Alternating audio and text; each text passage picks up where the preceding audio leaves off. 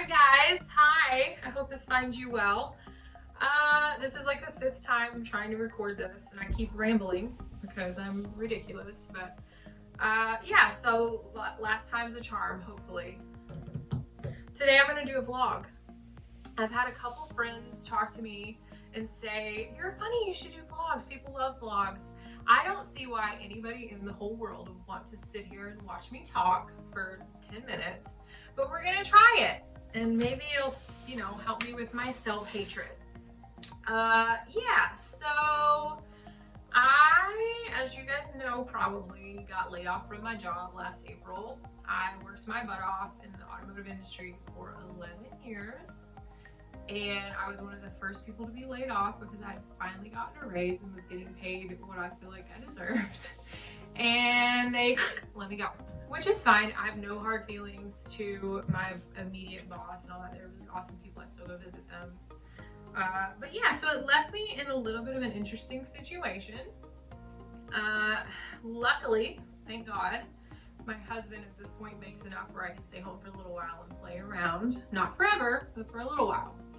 So here I am, and I would like to make enough money to stay home and make art and hang out with you guys on the internet. And I'm trying to figure out how to do that. YouTube's one of the ways, maybe, fingers crossed, if I'm interesting enough. And if I can, navigate everything. It's kind of hard for me. I've got ADHD, so it's just hard.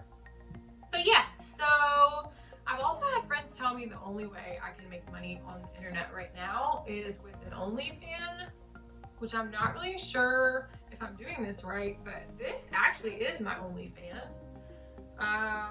It is an antique, and I'm pretty sure it's chopped people's fingers off a long time ago. It's a Wizard Deluxe, and it's adorable. My friend, who is now my cousin, gave this to me a long time ago, and I do treasure it. I don't really know what to do with it. I feel like a normal person probably would have dusted it before they brought it on camera and showed everyone, but not me.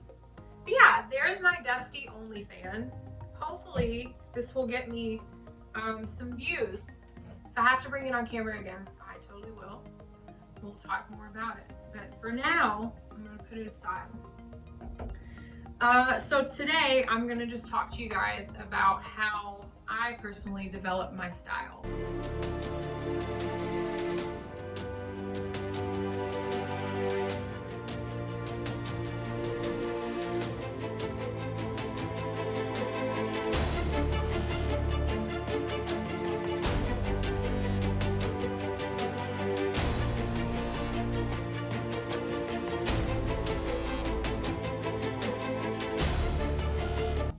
I have a lot of people who tell me that they want to duplicate my house or have their house look just like mine.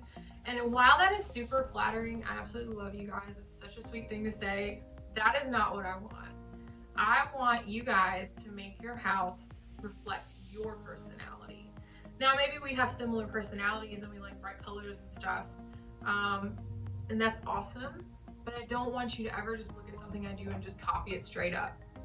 I just don't like that. So I'm going to talk to you guys about how I got to where I am, and maybe it will help you guys be more conscious of what your personal style might be. Just kind of follow your own journey. But yeah, I'm always willing to help you guys and try to give you guys advice if I see your messages. But I don't really want y'all just straight up copy what I do. You can use it for inspiration, but don't just straight. See, there I go rambling again. Anyway, moving on. So this is gonna sound weird, you guys probably won't believe me, but when I was a kid and a teenager, I didn't care really much about decorating. I liked having bright colors around me, but it was very difficult for me to keep my room neat and clean because of my ADHD, which looking back, we just didn't know about it. We didn't think girls got it back then. And it's not anybody's fault, but I spent my teenage years up until my first year of college totally unmedicated, no therapy, nothing for ADHD. So it was just difficult, and I was kind of defeated. And I really did not care about the aesthetics around me because it was just hard. It was overwhelming, and it was just easier to not worry about it. So it wasn't until I got into college and realized that I was going to have to pay for my education that I decided I needed to grow up a little bit and figure out how to better navigate my ADHD. So I got on medication, which was awesome for a while. I'm not on it anymore, but that's a different story for a different day. And I learned how to be more organized. And in that, I decided that my personal style was going to be mid-century modern, but more colorful. Because it's minimalist, it'd be easy to keep clean, easy to stay organized. So when I graduated college, I realized that I was going to be poor. I graduated in 2010, which was a horrible time to graduate. Only jobs out there were selling cars. Literally, that was the only job I could find. And it was a horrible job, and I was really, really bad at it. Made a lot of awesome friends, but I was really bad at it. So anyway, started out selling cars, being broke. My husband worked in a factory at the time. He didn't make a lot of money.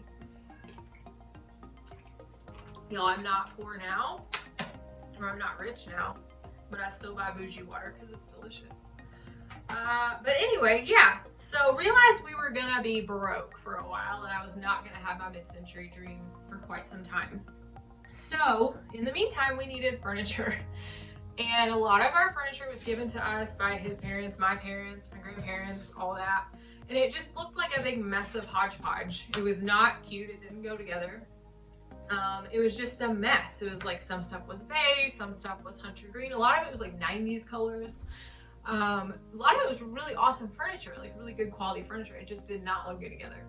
So I was kind of lost. I was like, I don't know what to do here. I can paint some of this stuff. I can maybe get couch covers, which couch covers back then really did not offer a lot. I'm sorry, my cat is upset. He wants to go outside and it's 30 degrees out there. 12, no sir. Come see me. Okay. So yeah, I don't mind the wailing animal. I was kind of at a loss for what to do in the house. I wanted it to be pretty because I wanted, like, when my friends come over, for them to feel comfortable and at home, and like it reflected my personality and my husband's personality, but I didn't know how to do that. So I started just getting catalog or magazines. I keep saying catalog, but I mean magazines. I got Southern Living, which is not something I'm super interested in. And a couple more my mom subscribed for me and had them sent to the house. And just kind of trying to figure out what my style was. Back then, Pinterest existed, but it wasn't as good. I make myself sound really old. I'm not that old. See, I have a center part. I'm cool and hip. But yeah, so I would look at those catalogs, and one day I remember it was an Anthropologie ad, which I love Anthropologie. I've literally never had the money to buy anything there, but if I was rich, oh my gosh. But we'll get back to that, because actually I'm going to take that statement back. I saw an ad for Anthropologie, and what it was like this old looking floral couch, almost just like that one back there. And I remember there being a side table. I don't remember specifically what the side table looked like, but on the side table were all these brass candle holders, the exact same kind you see at Goodwill, for 50 cents. I remember getting on their website, just curious. The candle holders were like $98 a piece. The couch was probably $7,000. I don't remember how, it was a lot. And I just remember thinking, like, I've got this stuff. And if I don't have this stuff, I have access to this stuff. And at the time, it wasn't really my personal style, but it was something where I could be happy with it in the time being before we established ourselves enough to buy the furniture I really liked. So that's what I started doing. I started getting like throws and pillows and pattern mixing. I started painting the walls bright colors to bring out the colors of the furniture. And it took, don't get me wrong guys, it took a lot of trial and error. My first house was a little bitty starter house. I painted that kitchen highlighter yellow. It was the worst decision I ever made. It was the ugliest color, but it taught me, it helped, what I did to that house, all the bad colors I painted on the walls, helped me learn how to paint faster. So now I can paint a room in usually under a day because I just painted and painted and painted and changed my mind and painted and painted and painted. As I've said in previous videos, I don't have a good way of visualizing things in my head. I have to actually do them. That includes painting the walls. So yeah. So our little starter house started coming together, and then we found this house, and we had to be a little bit closer to my husband's work. And anyway, we moved here. And I had this idea of what I wanted the house to look like. It was a lot big. It was like this house was twice as big as our other house. But I kind of made the mistake of just trying to fill it up, which was bad. So I ended up having to kind of edit. I'm still editing. That's the thing about my style and everybody's style. You are constantly honing it and editing and getting rid of stuff. And I probably don't get rid of as much stuff as I should, but I still try to get rid of stuff that doesn't go with what I needed. But so what was appealing to me about that Anthropologie ad was, in my mind, my feet are asleep. That feels really weird. So I'm gonna shrink for a minute. My mind, if I was sitting on the couch, you could see my muffin top, and we're not gonna do that today. So in my mind, the Anthropologie ad, it was timeless. The look was timeless. It was something that would look great 10 years from now, 20 years from now. You could edit it a little bit. But to me, I don't like trends. I really don't. I have a few trendy things that I will use. I would say my house is probably 5% trends. And the rest of it, it's really important to me that it is classic stuff that you can interchange and move around and make always look good, because I don't have a lot of money. It's a budget thing. If I had a ton of money, I might do some more trendy things, but probably not, honestly, because I'm an artist. I prefer an artsy look, and usually that's a timeless look. But yeah, so I saw that ad. It changed my mind about things. It made me excited about decorating, even though it wasn't exactly what I wanted. We do, we're a little bit better off now. We're not super great this year because I don't have a job, but we're better than we were when we first got married. So I am able to make some more informed purchases and get things that are a little bit nicer. But even though I have the means to do that, I don't even want to do it anymore, because it's fun to me to have a story, to have something that I worked hard to find, or something that has some history to it, or something that has a story to it.